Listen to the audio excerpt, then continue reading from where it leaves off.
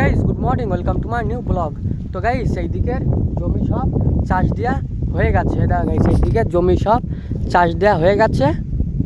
এই দিকের জমিতে গাইস সব ধান করবে।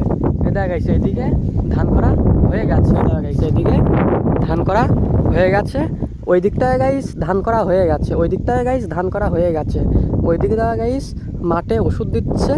এই দিকেও ধান করা হয়ে গেছে। এই দিকটা দেওয়া গাইস এই জমিতে জল দেখো। এই জমিটা গাইস প্রচুর জল আছে। পাশেরটায় গাইস জল আছে। এটা গাইস পাশেরটা দেওয়া গাইস প্রচুর জল। এই দিকটায় গাইস ধান করা হয়ে গেছে। ওই দিকটায় গাইস বাকি আছে ধান করতে।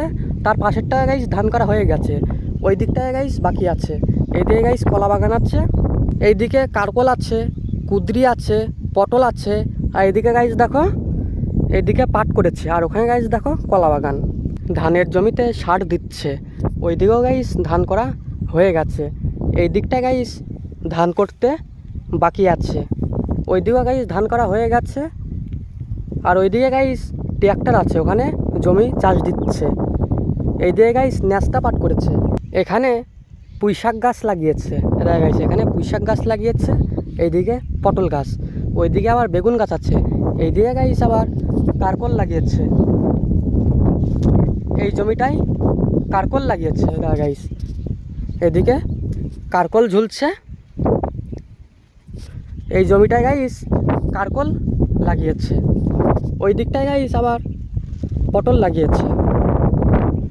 বেগুন ভুঁইতে গাইস সার দিচ্ছে। কত বড় কলার খান্দি ধরেছে দেওয়া গাইস। আর এইদিকে পটল গাছ লাগিয়েছে। পটল গাছের সাইড দিয়ে হলুদ গাছ লাগিয়েছে। আর ওই দিকটায় গাইস পাট কাটছে। ওই দিকে গাইস পাট কাটছে। আর এইদিকে গাইস আখ গাছ আছে। এইদিকে গাইস কারকল করেছে।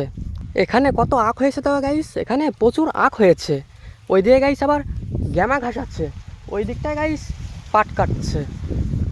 এখানে প্রচুর আখ হয়েছে। এটা গাইস ওইদিকে পাট কাটছে। এখানে গাইস আবার গ্যামা ঘাস হয়েছে। এই দিকেও গাইস আবার আখ হচ্ছে।